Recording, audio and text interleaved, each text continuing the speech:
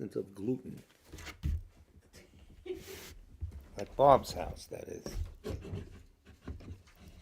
Let me know when we're ready. It's 7 o'clock. We're rolling. Good evening. It's 7:01 actually now. We're a little late. Here in the South Orange district of South Orange, New Jersey. This is the Tibet Center Kunshab Tarduling, and this is one of our twice weekly presentations of the Buddha Dharma, specifically the 14th Dalai Lama's stages of the path. Are you in there okay? Auspicious. Rinpoche's picture fell down, but we have a bigger one here. If there's anyone for whom you want us to pray for who has passed away, place their names in the chat box so when we say the Sutra of the Recollection of Three Jewels, people will remember them. All the prayers we say are on the website in the FAQ section. What else? That's about it. So we'll start with the first prayer for the spreading of the teachings throughout the length and breadth of the West. Before I forget, our director, Venerable Vreeland, the Rato Kensa Tupten Lunda, will be returning tomorrow. So he will be doing the teachings the next few weeks, weather permitting. We're indoors. Prayer for the spreading of the teachings throughout the length and breadth of the West. By the force of the blessing of the non-fallacious three precious gems and of the truth of our pure selfless wishes, may the precious Buddhist teachings flourish and spread to the expanse of all areas throughout the length and breadth of the West. For all the people living here together with their near ones who have engaged in the teachings and have faith and respect for them, may all conditions adverse to their practice of the pure Dharma be dispelled, and an excellent collection of favorable conditions increase like the waxing moon. And especially for those who work on methods to accomplish the flourishing and spreading of the victorious one's teachings, which are the source of benefit and happiness, may they never be oppressed by masses of interference and adverse conditions, and may this spontaneously happen just as we have hoped and wished. The Heart Sutra. Thus have I heard once. The Blessed One was dwelling in the royal domain of the Vulture Peak Mountain, together with a big gathering of great monks and great bodhisattvas. At that time, the Blessed One entered the samadhi which examines the dharmas called profound illumination, and at the same time, noble Avalokiteshvara, the bodhisattva Mahasattva, looking at the profound practice of transcendent knowledge, saw the five skandhas in their natural emptiness. Then, through the inspiration of the Buddha, Venerable Shariputra said to Avalokiteshvara, how should those noble ones learn who wish to follow the profound practice of transcendent knowledge? And Avalokiteshvara answered, Venerable Shariputra, whoever wishes to follow the profound practice of transcendent knowledge should look at it like this, seeing the five skandhas in their natural emptiness. Form is empty. Emptiness itself is form. Emptiness is not separate from form. Form is not separate from emptiness. In the same way, feeling, discriminating awareness, compositional factors, and consciousness are empty. Thus all the dharmas are empty and have no characteristics. They are unborn and unceasing. They are not impure or pure. They neither decrease nor increase. Therefore, since there is emptiness, there is no form, no feeling, no discriminating awareness, no compositional factors, no consciousness, no eye, no ear, no nose, no tongue, no body, no mind, no appearance, no sound, no smell, no taste, no sensation, no objects of mind, no quality of sight, no quality of hearing, no quality of smelling, no quality of tasting, no quality of sensing, no quality of thought, no quality of mind consciousness. There are no nidanas from ignorance to old age and death, nor their wearing out. There is no suffering, no cause of suffering, no ending of suffering, and no path, no wisdom, no attainment, no non-attainment. Therefore, since there is no attainment, the bodhisattvas abide by means of transcendent knowledge, and since there is no obscurity of mind, they have no fear, they transcend falsity and pass beyond the bounds of sorrow. All the Buddhas who dwell in the past, present, and future, by means of transcendent knowledge, fully and clearly awakened to unsurpassed, true, complete enlightenment. Therefore, the mantra of transcendent knowledge, the mantra of deep insight, the unsurpassed mantra, the unequaled mantra, the mantra which calms all suffering should be known as truth, for there is no deception. In transcendent knowledge, the mantra is proclaimed, Tayata Om Gate Gate Paragate Parasam Gate Bodhisoha. Well, Shariputra, this is how a bodhisattva, mahasattva, should learn profound transcendent knowledge. Then the Blessed One arose from that samadhi and praised the bodhisattva mahasattva Avalokiteshvara, saying, Good, good, O son of noble family, profound, transcendent knowledge should be practiced just as you have taught, and the Tathagatas will rejoice. When the Blessed One had said this, Shariputra and Avalokiteshvara, that whole gathering and the world with its gods, humans, Asuras and Gandharvas, their hearts full of joy, praised the words of the Blessed One. Generating bodhicitta or refuge and bodhisattva vow. Anyway, we say these 3 verses 3 times each. With the wish to free all beings, I shall always go for refuge to the Buddha, Dharma, and Sangha until I reach full enlightenment. Inspired by wisdom and compassion, today in the Buddha's presence, I generate the intent on full awakening for the benefit of all sentient beings. As long as space endures, as long as sentient beings remain, until may I too remain to dispel the miseries of the world. With the wish to free all beings, I shall always go for refuge to the Buddha, Dharma, and Sangha until I reach full enlightenment. Inspired by wisdom and compassion, today in the Buddha's presence, I generate the mind intent on full awakening for the benefit of all sentient beings. As long as space endures, as long as sentient beings remain, until then may I too remain to dispel the miseries of the world. After the 3rd repetition, you imagine you receive the vow. With the wish to free all beings, I shall always go for refuge to the Buddha, Dharma, and Sangha until I reach full enlightenment. Inspired by wisdom and compassion today, in the Buddha's presence, I generate the mind intent on full awakening for the benefit of all sentient beings. As long as space endures, as long as sentient beings remain, until then may I too remain to dispel the miseries of the world. So tonight we have a little hors d'oeuvre, or amuse-bouche, whatever you want to call it. A visit from Dujam Rinpoche in the form of Alan Wallace's commentary on Dujam Rinpoche's Illumination of Primordial Wisdom. And we could all use that. Anyway, this is a new book just came out.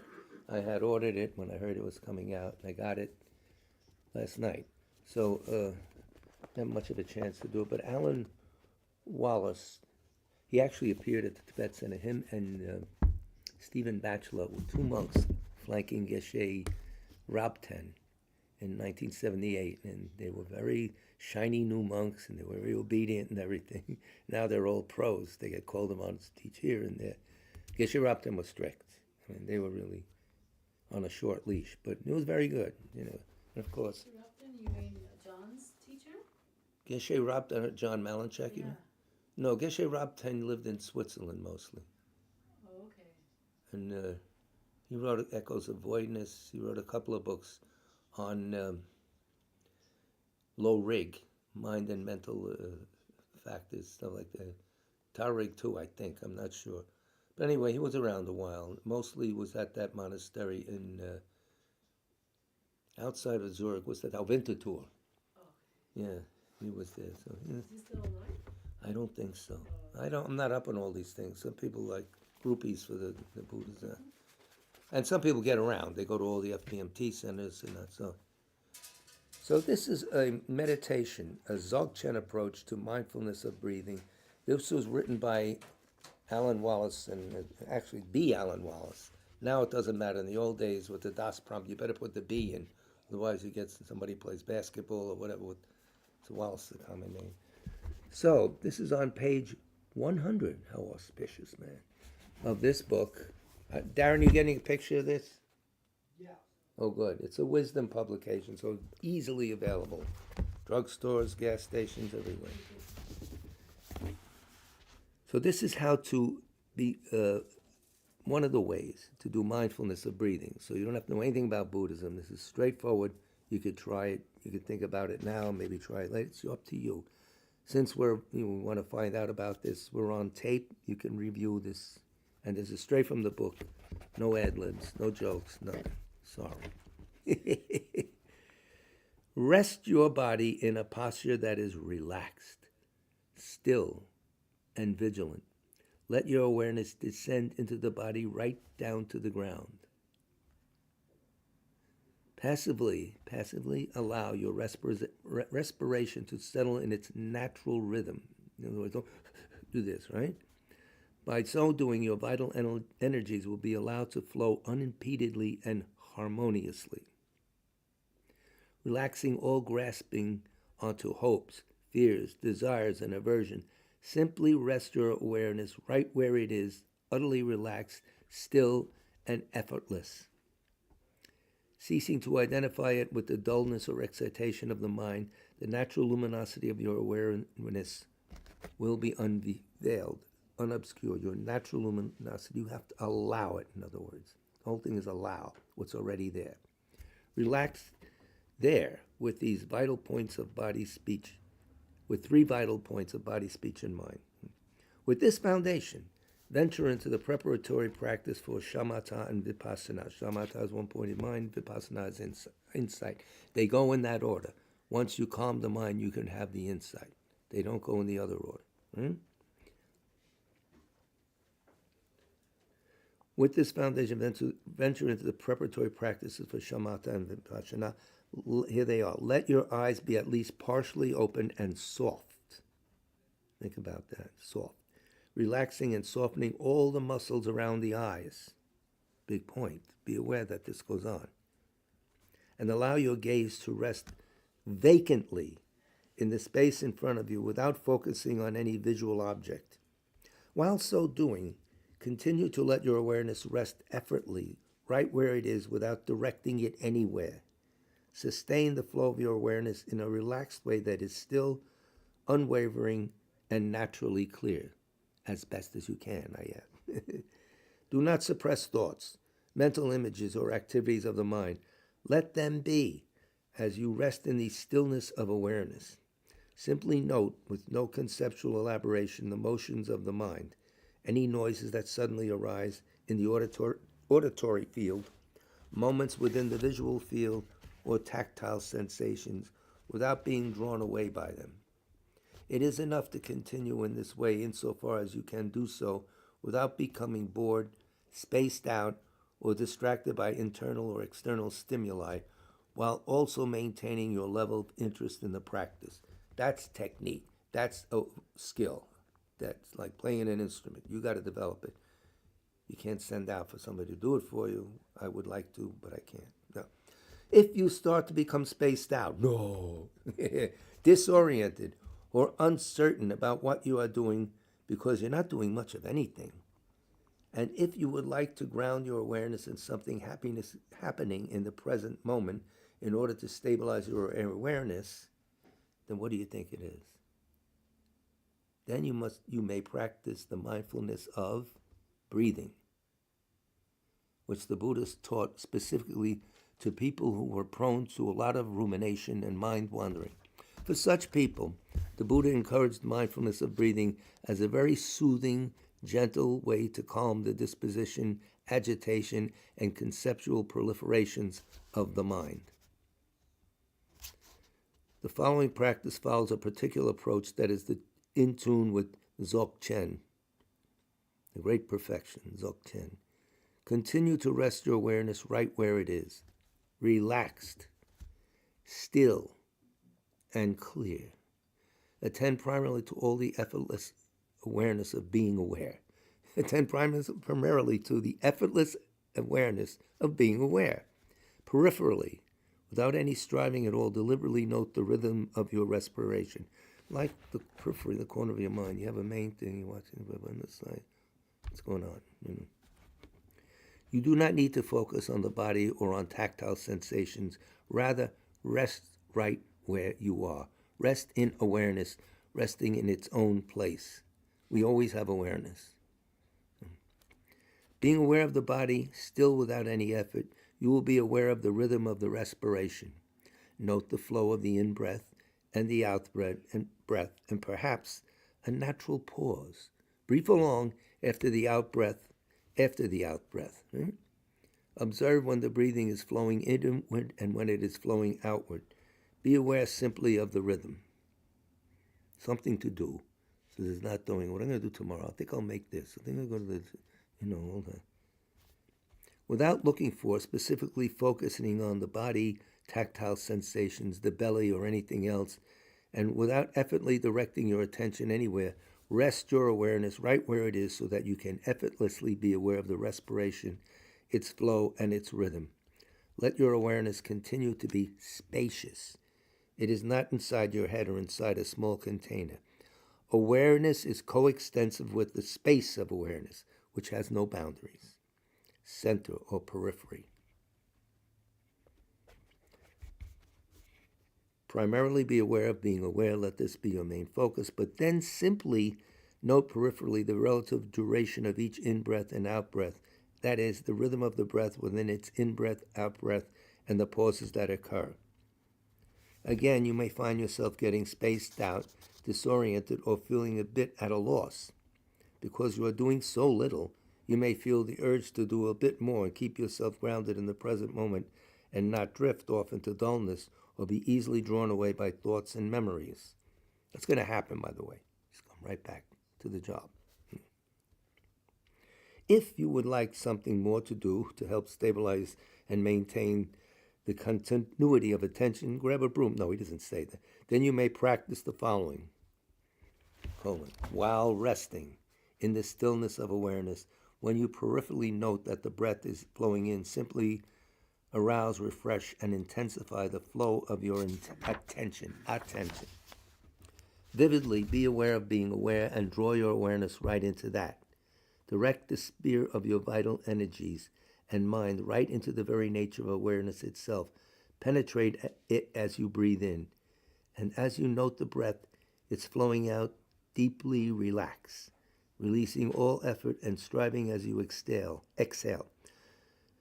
Let go of your awareness into space with no object. It's not that easy. The space empty of thoughts and images while still sustaining the flow of awareness. Tough.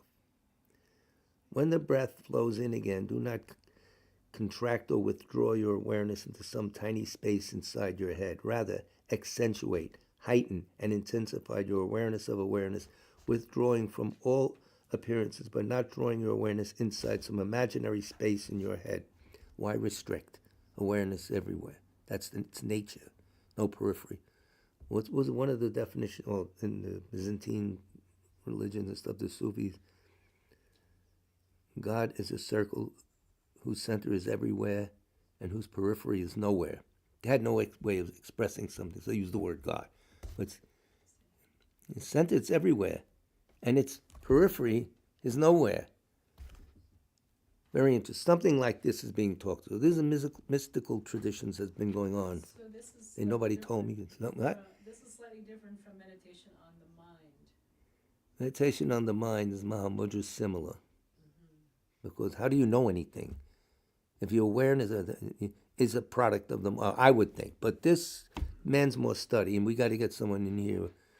The last Dzogchen master we had that stayed a long time was 1988-89, Kamto Rinpoche. Gerardo Abud is supposed to be very good at explaining it. Abud, who is he? He's from South America, and he taught... It's an Arab name, Abud. Yeah, he taught John Melanchuk, as I was talking about him. Oh. He influenced John quite a bit, and so that's who we blame. All right. He gives lectures on this Dzogchen. No, on what is this? Dujam Rinpoche. Dujam Rinpoche. Yeah. Dujam. It has a Dharma name. I'll give it to you in a minute. Okay, we'll read the name. accentuate, heighten, and intensify your awareness of awareness, withdrawing from all appearances, but not drawing your attention inside some imaginary space in your head. Always remember, this awareness is panoramic. So don't just putting it, I'm going to watch it and done. It's there everywhere. It's already there. It's hard to understand that. I understand, But the more you read of different people's opinions, slowly you come to what the general idea is.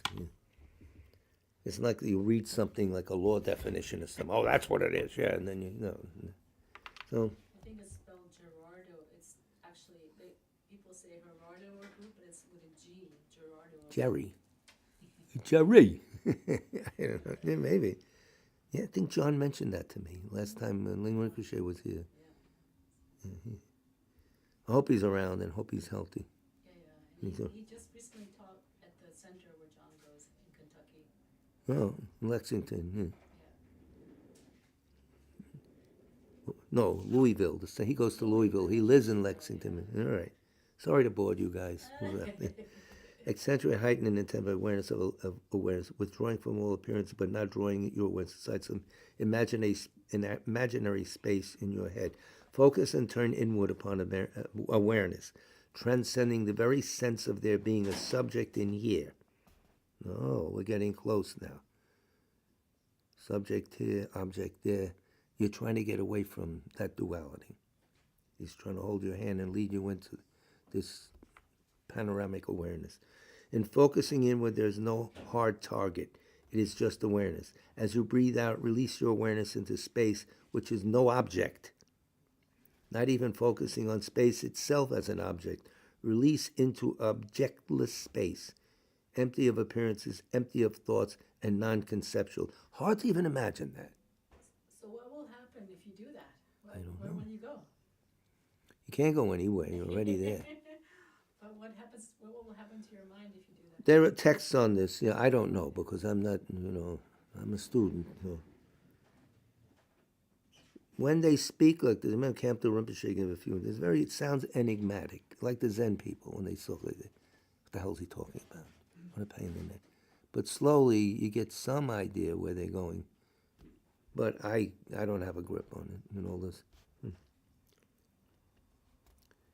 When the experience of concentrating in upon the experience of awareness itself during the inhalation, it's the same as releasing into space with no object. And when there is a continuous, unbroken flow of awareness as you turn inward and release, you are ready for your next step. As you continue to breathe in and breathe out, suspend this oscillation of attention like a pendulum coming to rest in the center. Simply rest your awareness right where it is with no fluctuation. Sustain that flow of mindfulness without distraction and without grasping. You're not going, you're just dropping as if the pendulum's stuck. Instead of going this way, maybe it goes this way, maybe it goes every way. I don't know. There's a lot of Zen things that talk like this. It's difficult. I'm just letting it so you got the inclination by hearing it. Sustain that flow of mindfulness without distraction, without grasping. Bring this meditation to a close by dedicating the merit and virtue of this practice to the perfect awakening for yourself and all sentient beings. He puts it in Mahayana. So everybody's in. It's difficult, but it's good to hear it. That's it. And we're not going to take a test on it, so what do we care? The test is our life. So who wrote that passage? Alan Wallace. Alan Wallace? B. Alan Wallace. In the Zak Das. Zen master would hit him. A few times, and he would say, yes, I How got many it. pages was that? To say, just sit and do nothing? It looks like that. You have to do it and see what happens. Just sit and do nothing. You could sit in the, they always say, keep So mentioning a long rest. list of things not to do. That's what they're trying to tell you, that you already have it and you have to go find it. But what he's saying is you shut up and you mentally shut up and then you sit there and see what happens. That's Buddhism. It's not giving you a thing to memorize and come back and we test you. Do this and see what happens. If it's boring, what's the Zen thing? If it's boring for an hour, try it for a few hours. So anyway, this is not something that's easily understood linearly, but the Kargyus have their own when they do Mahamudras. A lot of it sounds like this. So there's a Gelug Kargyu system of Mamo. Just the Dalai Lama wrote a whole book, translated by Alexander Berzin from right here in Bergen County. Fulbright scholar here. What's Texas? Bergen is expensive, No, the Bergen County is expensive? more than here. Yeah, Bergen's very ritzy. That's I think Hohokus isn't that where where Nixon lived. Nixon lived there. All right. So what are we focusing on now? This is the Dalai Lama's Stages of the Path, and it's a bomb because it's written from the context of secular ethics. He keeps mentioning you don't have to be religious, you don't have to be religious, and a lot of it is very simple. And he's written this out of compassion for the person who has no religion, doesn't care. He says, what am I going to do? He's just showing you if you carry these attitudes in your mind, your life's going to be better. That's it. He's not talking about next life or do this or confess this or do that. You're always angry, there's something wrong with you, and you're going to suffer physically. There's ways of getting at it. If you react to people in a certain way, you're going to have a miserable life because cause and effect operates. That's it. So we left last time on page 56, I believe. Yes. He even goes into the chapters, the sections are short. The chapters aren't that long either. There's no hard doctrine here. But there is what happens to the mind when you start thinking this way. So that's very valuable. 56. We'll read the paragraph we left off with. This is page 56. The Foundation of Happiness section. So you want to know what happiness is? Here it is, the foundation. Get in on the ground floor. So 56, a third of the way down. When the ethical qualities of human beings deteriorate, disreputable and opportunistic acts such as corruption, exploitation, imitation, and deception will automatically arise. Right? You lose your morality, and what happens? You got it. Corruption with all the faults of it. Even with the laws and regulations of the country or its religion in place, this, without doubt, becomes great difficulties to communities, or brings great difficulty. Therefore, even the thoughts and actions of individuals have a direct connection with the welfare of the community. This is one of the themes here. What's in your mind translates out to the whole community. You can, in other words, be affected by the community and affect the community. One of the themes he comes back and forth with, like they orchestrate a musical theme over here with the horns over there. Same thing. Calamitous instances of perverse human behavior. Yes, look around. You rang? And activity, however they might arise, only result in greater misfortune such as war. Therefore, with the benefit of such insight, we need to persevere with deep and assured recognition of the necessity of a future that is better than that of the animals, where we can have a meaningful life with immediate and long-term well-being. He's selling the idea of well-being, and you create it yourself.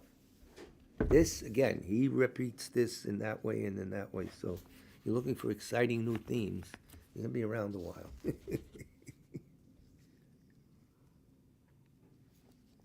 But he says a lot of controversial things for a religious person. He's very radical. And again, the main methods for bringing about a meaningful attitude of working for others depend on the excellent qualities of kindness and compassion that are the innate and fundamental nature of human beings. That's his theme. People are basically deep down good. And promoting their value is a very important responsibility. That's the way I view the world. He continues, His Holiness, that is. The human intellect and the compassionate mind work well together. However, if all the power is concentrated in the intellect and the connection to the compassionate mind is lost, these two become unbalanced and all kinds of misfortune and tragedies can occur as a result. If we can eliminate faults and develop good qualities, without doubt we will be able to bring about all the manner of positive changes in our lives. We need to increase by various methods the precious mind endowed with kindness and compassion. That is not easy, all right? But there is no other way to make human life better in the present and to ensure happiness for self and others in the future. It's telling the truth, according to him. Maybe he's wrong. Check it out. You have to not accept anything. Everything should be, yeah, I don't know. That's the way you investigate. Just not leave it at that. I don't know. What do I think? No. If we think in the long term, those who have compassionate minds will be happy. On the other hand, entertaining non-virtuous states of mind such as pride, anger, jealousy, and so on may bring a little gain in the short term, but the reality is that they will always result in increasing feelings of dissatisfaction. So you do it to yourself. Is that true or not? You have to examine. The best time to examine is when you feel dissatisfied. Work with what you have. What else are you going to work with? You're going to imagine something? I mean, some people do, yeah, I should imagine I'm really a deity. Well, you're dissatisfied. What caused it? And he keeps coming up. Watch the patterns that go. You don't have to be a great yogi. You just see what goes on and say, and then eventually, I did this and that happened. Oh, shit.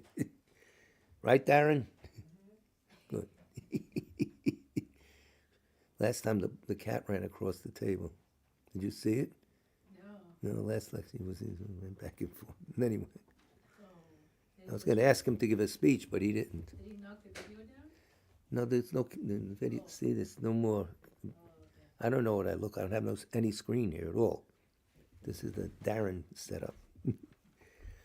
All right, the world situation. All right, we know what that is. Why is he writing about it? You have to tell us. In today's society, kindness is wanting. Is that true on your job, Lavinia? Is kindness wanting? Where you? We operate under the influence of afflictions such as anger and desire that are precipitated by self-centeredness. A little psychology here. Is that right or not? Something to think about. This leads to a lack of honesty, to confusion about the nature of reality, and to ways of thinking that lead us to engage in non-virtuous acts. As a result, we lack contentment and tolerance. Contentment and tolerance is lacking with that mindset. The immediate condition of these wrong thoughts and activities is that our regular thoughts and activities are not connected with our innate mind of love and compassion. That's a big theme. He keeps saying it every half a page. Innate mind of love and compassion. This causes most of the difficulties and problems of today's world. These problems are not only man-made troubles or women-made troubles, what do I Man-made. women-made trouble. The men do everything right. No. Yeah. Never ends.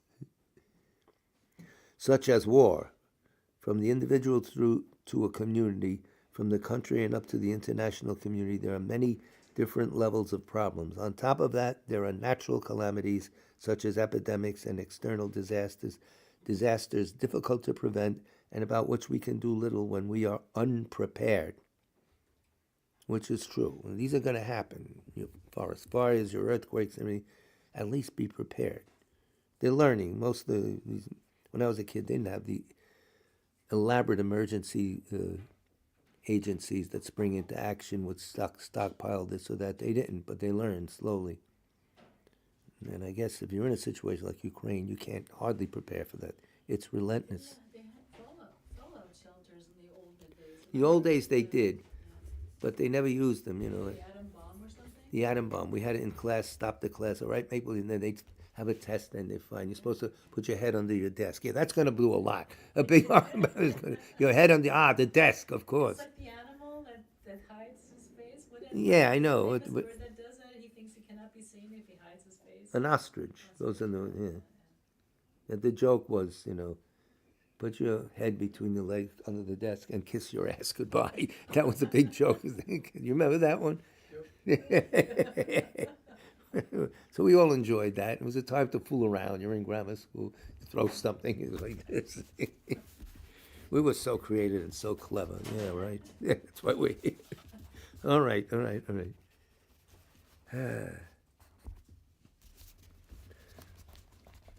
if all the power is, so he's saying the intellect and the compassionate part of our minds work well together. However, all the power is concentrated in the intellect and the connection to the compassionate mind is lost. These two become unbalanced and all kinds of misfortune and tragedies can occur as a result. So what's our job? What's the intellect? What's the compassionate mind? And look around and see if this thing is true or not. You don't take anything for granted. Hey, really? Well, what makes the scientists with all their mind quality and all their brightness make a bomb that destroys things and more and more and more without thinking of the results? I don't know. I mean, when they become imbalanced, all kinds of misfortune can occur. We can figure that. If we eliminate faults and develop good qualities, without doubt we will be able to bring about all manner of positive changes in our lives. We need to increase by various methods the precious mind endowed with kindness and compassion. That is not easy. We did this before. That's how we make it better. If we think in the long term, those who have compassionate minds will be happy. On the other hand, entertaining non-virtuous states of mind such as pride, anger, jealousy, and so on may bring a little gain in the short term, but the reality is that they will always result in increasing feelings of dissatisfaction and alienation and less confidence in yourself. Those things do not strengthen you. There's always a residual doubt about what you're going. The world situation, kindness is one. We did that already, all this. Okay. What is the fundamental cause of these attitudes? It is possible to believe that they arise from excessive focus on the rapid growth of this century's material culture. With our pursuit of material wealth, we give little attention to the actual foundation of human happiness. Something we could do on our own. What is? How could you do that? There are times when you feel very joyful. Examine that. What caused that? You won lotto? No, I don't think so. Something deeper things where there's less fear. All of a sudden you feel like you have more space to do things, to think. The mind doesn't feel claustrophobic. So I hope it happens to you immediately and forever. It happens to me when I see Buddy. Right. Who knows who he is, right? With our pursuit of material wealth, we give little attention to the actual foundation of human happiness. He's telling you right now what it is. Why does he tell you? Because it's not obvious. And what are they? Kindness, affection, compassion, and living in harmony. If we cannot see any self-benefit in making a connection with an individual or particular organization, we simply show no interest in it. These are mistaken attitudes and activities devoid of the common good. And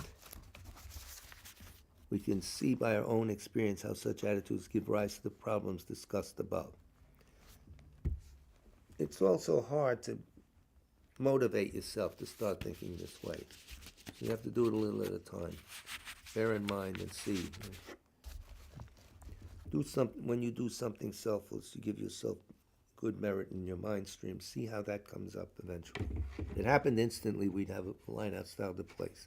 So, page 58, second paragraph. The activities that come from an education not sufficient to deal with these problems, nor do these problems all arise simply as the effect of karma, which is a topic taught in Buddhism and elsewhere.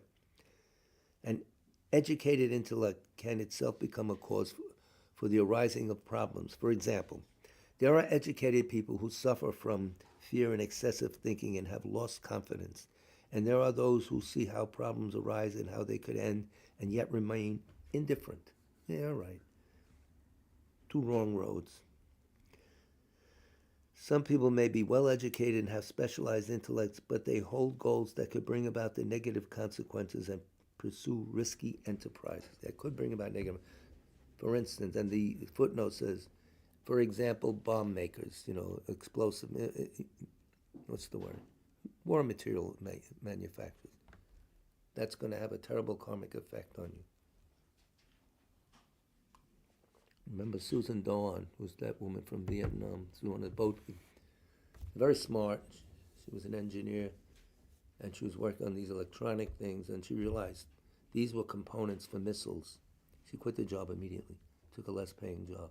She's a good Buddhist. She was an ethic, from birth, a Buddhist. So She gave us that statue there. I don't know if you could see it. The Chenrezig statue, this altar, a few things. Their center in Harvard broke up. It was a Sakya Lama running it. I don't know if it reformed or whatever, but she's a great woman. She's very helpful to us. She brought the Dalai Lama into New York twice. One at the Manhattan Center. Darren and I remember that day very well, right? I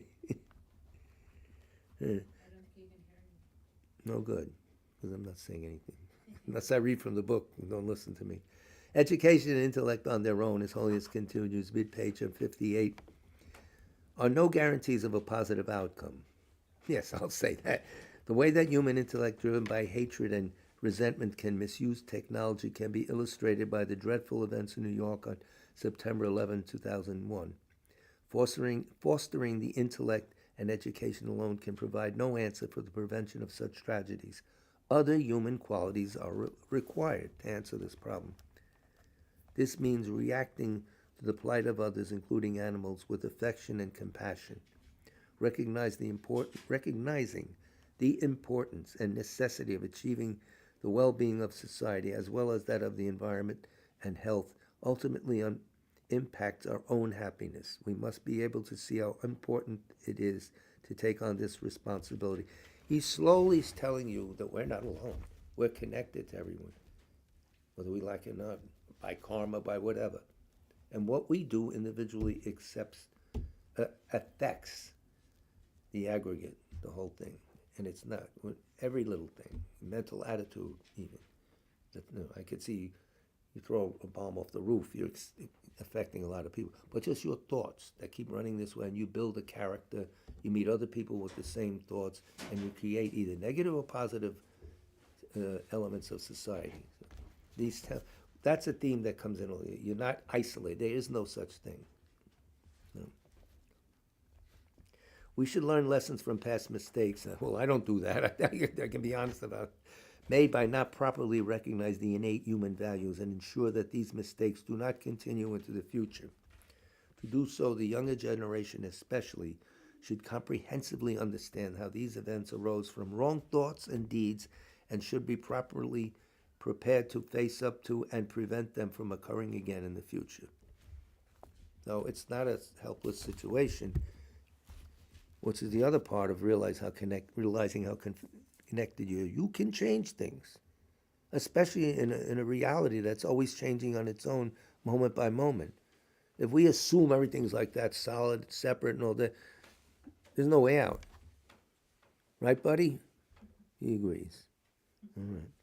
The role of the media, page 59. Well, it's going to be nauseating whenever you hear the word media. You know. These days in our society, horrific incidents of murder, rape, violent robbery, and so on take place every day. Yes. Maybe in your neighborhood, too. It goes without saying that these depressing occurrences arise from the inability to value ethical behavior. Of course, it is the duty of the various media outlets to report them at the time. However, in every country there are those worthy movements who work for the provision of education, who care for the elderly, the young, the chronically sick, and the poor. In developed countries, there exist excellent opportunities that provide education, good employment prospects, amenities for living a daily life, including hosting sporting competitions for the disabled and those with learning difficulties. These are people and communities who do not look down upon those with adverse physical conditions, but who, with belief and respect, provide the resources for them to be able to live as equals with the rest of the society. He's putting in a plug for compassionate attitudes toward the handicapped. Yet widespread information on this admirable side of society for any long period of time is lacking. Yeah.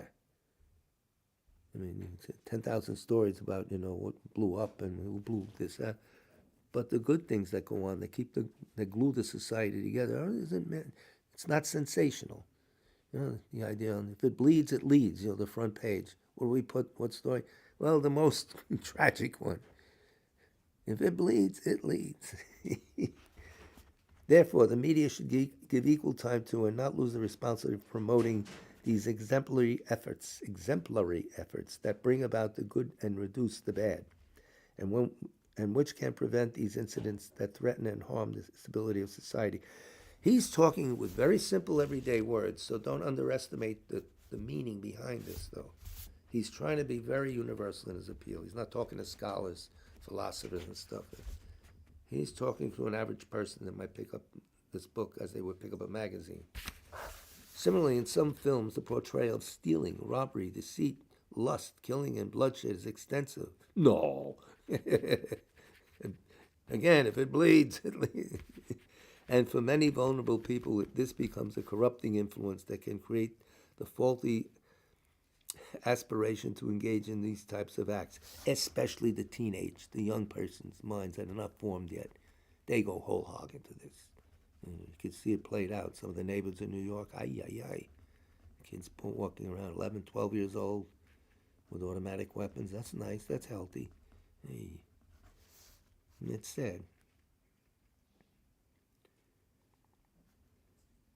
Therefore, media should give equal time to and not lose the responsibility of promoting these exemplary efforts, etc. Okay, similarly in some films, we did that already. It can also create among the impressionable people the wrong idea that about the nature of human beings, that the nature of human beings is fundamentally bad, thereby producing unhappiness, depression, and lack of self-confidence.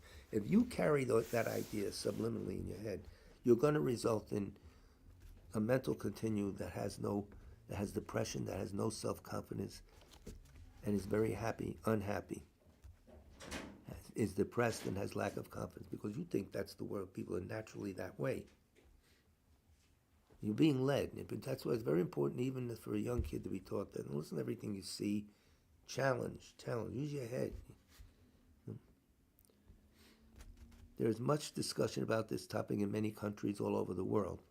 We should take interest in their ideas, and without thinking only of the benefit gained from the immediate accumulation of wealth, we should be suspicious of those harmful and faulty notions that prevent our human society from becoming more decent and ethical. Are you picking up Lavinia, by the way, and Bob? Yeah. Good, okay. We have, No. no, we have two mics now. I don't know where the other one is. All right. Do you have a comment? Do you have any comments? No. We should take into the ideas, etc., and so forth. Yeah, all right, we did that. The press and movie industries are important sectors fulfilling the wishes of human beings, in particular as methods of putting an end to corruption, exposing improper practices. It is vital that they become a beneficial force with an independent voice that encourages the growth of kindness and compassion that is so valuable to society. Yeah, but does that sell? That's the first thing these, producers will talk. Is the 13 to 15-year-old age group going to buy a ticket? There are people that walk around with these ideas, and they have a lot of money. If we misuse others and manipulate situations solely for our own benefit, no matter how clever, intelligent, and powerful we are, ultimately it will only be a source of great remorse. If each individual, in accordance with their own capabilities and without loss of confidence or courage, develops enthusiasm on the basis of working to create a happier life by way of mutual dependence, peace, and happiness in this world, those things will increase. Okay, saying that. Let's see. Mutual dependence seems to be another theme. Whether we like it or not, that's the situation. But the ego doesn't think that way. It thinks, this is my kingdom. This is that. But it isn't. You can't. You came out of your mother's womb. You couldn't even go to the bathroom. Clean yourself up. You couldn't eat without assistance. But yet this ego suddenly, I'm going to do this and that. Hello. And soon as you get very old, you can't do anything without assistance. It's crazy. There are many states of mind, such as confidence and pride, that share similar characteristics. This you got to be careful. That's very true. But when examined, can be seen to be of positive and negative types. This is important to know. Confidence or courage and pride, for example, are somewhat similar in being experiences that lift up the mind. However, there is a difference in motivation. Confidence or courage will produce a positive outcome, whereas pride will produce the opposite. You can go on and say pride is a false view of reality because it puts an emphasis on your individuality and disregarding that you learn things from others. You can't eat without the help of others, even now, farmers, manufacturers. It's time to take a step back and reorder your idea of reality. It isn't working. It's making everybody miserable. We're shooting at each other. It's going to wipe out the whole planet. It's possible. Well, there are other world systems. I have a brochure for the. You want to move somewhere? Forget Thailand. Go to another world system. I heard they have chestnuts there. On Mars? Probably, yes. Martian chestnut. Excellent, yes. They have marshmallows. The Italian section of Mars, that's where they have. What the hell's China? I forgot. Gastagna, right? Yeah, Gastagna. Hey.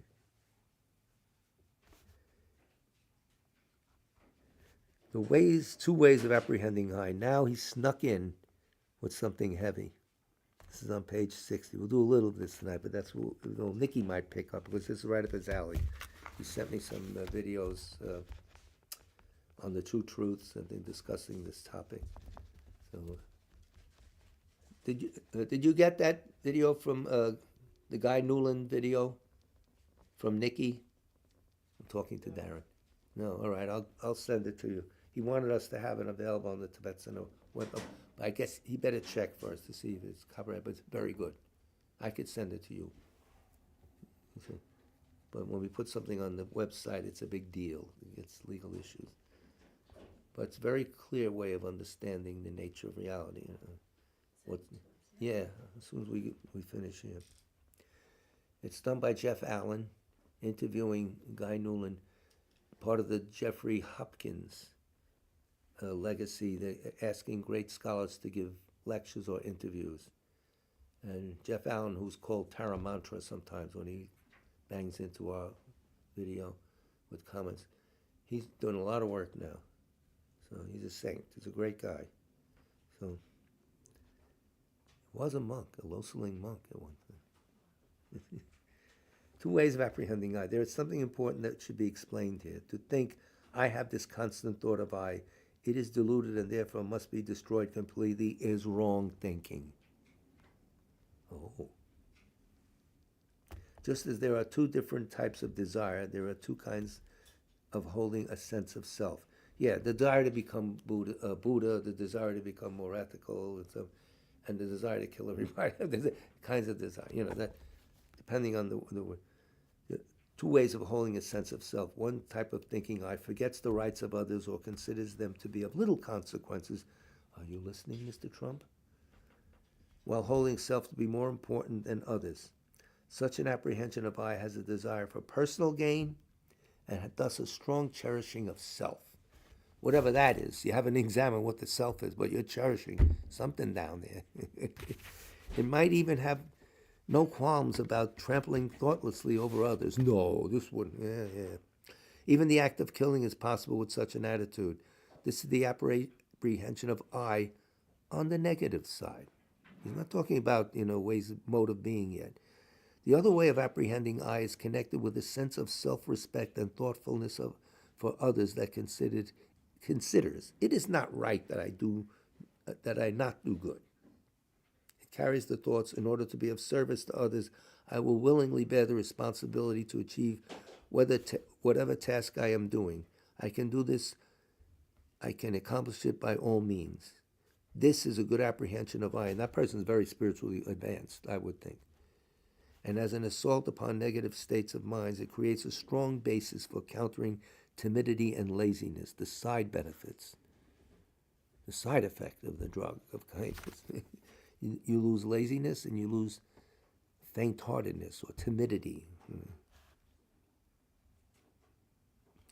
It enables the development of confidence, courage, and self-assurance, leading to the ability to accomplish great things. This is good psychology here. This is a self-help book come to life. So we'll leave it at that because it's getting late and we have to do our prayers, etc. Again, I don't know if Nikki will pick up on this. I'll tell him, but he's a good monk. He's an ex-abbot. He's well trained. Contacted with the best lamas in Dharamsala in the south of India. And connected with all the good restaurants in Rome too. You can bring back tales of cacio e pepe. This we want to hear. I already told him that I went to Italy. He comes with 6 or 7 thumbs up. Timing is impeccable. I know, it's right. And yeah, the crowds have maybe gone down a little. So of course Nikki's table. You go there with Nikki, there'll be a table just right this way. You know, you'll be on a cloud all of a sudden. You don't have to walk because it's Nikki world. Darren, do we have any names? Teacher Bohan, Teacher Boham Fred Steve Burns. from Steve Burns. And there are 3 people that got stabbed in New York City recently. You know, In front of you. only 3. That was by one person. It was terrible. Just I'm shocked. Only 3. Come on, what's right in wrong front with of- that right town? In front of you, went way Nice. way Yeah, why not? You know. All right. So it's teacher is the name. Teacher. Darren? Earth to Darren. Teacher is that the name? Dieter, D-I-E-T-E. Oh, Dieter, the German name. Bohem, B-O-H-E-M. Bohem. Ah. Gut, sehr gut. I prostrate to the omniscient one. Thus the Buddha, Bhagavat, Tathagata, Arahat, Samyak Sang Buddha, the learned and virtuous one, the Sugata, the knower of the world, the charioteer and tamer of beings, the unsurpassable one, the teacher of devas and humans, is the Buddha Bhagavat. The Tathagata is in accord with all merit. He does not waste the roots of virtue. He is completely ornamented with all patience. He is the basis of the treasures of merit. He is adorned with the minor marks. He blossoms with the flowers of the major marks. His activity is timely and appropriate. Seeing him, he is without disharmony. He brings true joy to those who long with faith. His knowledge cannot be overpowered. His strengths cannot be challenged. He is the teacher of all sentient beings. He is the father of bodhisattvas. He is the king of noble ones. He is the guide of those who journey to the city of nirvana. He possesses immeasurable wisdom. He possesses inconceivable confidence. His speech is completely pure. His melody is pleasing. One never has enough of seeing him. His form is incomparable. He's not stained by the realm of desire. He's not stained by the realm of form. He's not affected by the formless realm. He is completely liberated from suffering. He is completely and utterly liberated from the skandhas. He is not possessed with dhatus. His ayatanas are controlled. He has completely cut the knots. He is completely liberated from extreme torment. He is liberated from craving. He has crossed over the river. He is perfected in all the wisdoms. He abides in the wisdom of the Buddha Bhagavats who arise in the past, present, and future. He does not abide in nirvana. He abides in the ultimate perfection. He dwells on the bhumi where he sees all sentient beings. All these are the perfect virtues of the greatness of the Buddha Bhagavat. The holy Dharma is good at the beginning, good in the middle, and good at the end. Its meaning is excellent. Its words are excellent. It is uncorrupted. It is completely perfect and completely pure. It completely purifies. The Bhagavat teaches the Dharma well. It brings complete vision. It is free from sickness. It is always timely. It directs one further. Seeing it fulfills one's purpose. It brings discriminating insight for the wise. The Dharma, which is taught by the Bhagavat, is revealed properly in the Vinaya. It is renunciation. It causes one to arrive at perfect enlightenment. It is without contradiction. It is pithy. It is trustworthy and puts an end to the journey. As for the Sangha of the great Jnana, they enter completely, they enter insightfully, they enter straightforwardly, they enter harmoniously. They are worthy of veneration with joined palms. They are worthy of receiving prostration. They are a field of glorious merit. They are completely capable of receiving all gifts. They're an object of generosity. They are a great object of complete generosity. The protector who possesses great kindness, the omniscient teacher, the basis of oceans of merit and virtue, I prostrate to the Tathagata, pure the cause of freedom from passion, virtuous liberating from the lower realms. This alone is the supreme ultimate truth. I prostrate to the Dharma, which is peace. Having been liberated, they show the path to liberation. They are fully dedicated to the disciplines. They are a holy field of merit and possess virtue. I prostrate to the Sangha. I prostrate to the Buddha, the leader. I prostrate to the Dharma, the protector. I prostrate to the Sangha, the community. I prostrate respectfully and always to these three. The Buddha's virtues are inconceivable. The Dharma's virtues are inconceivable. The Sangha's virtues are inconceivable. Having faith in these inconceivables, therefore the fruitions are inconceivable. May they be born in a completely pure realm. So our final component of the program tonight is a prayer for a swift return, written by His Holiness the Dalai Lama, for the swift return of Rato Chunglo Rinpoche. Found it? Exalted wisdom of all victors gathered in a drop. Sole refuge manifest in the form of the one wearing saffron robes. Guru Losang Tuwang Dorje Chang. Please bear witness here today that our prayers may be fulfilled. We beseech the great torch of doctrine, accomplishing from long ago the vast ways of aspirational prayers, Lord of speech of the Victor Losang's teachings, spreading them to the ends of the earth by means of explanation and practice. Though holding the commitment, I will invite all beings to be my guests in unsurpassed great awakening. Yet you have withdrawn the activities of the form body that serves the welfare of others. Is that worthy of the supreme among beings, the Bodhisattvas? Though impossible for you till cyclic existence's end, to abandon your commitment to liberate all beings, we beseech the new son of Nirmanakaya to swiftly return from the realm of Dharmakaya, brought forth by Bodhicitta, drawn by 7 steeds.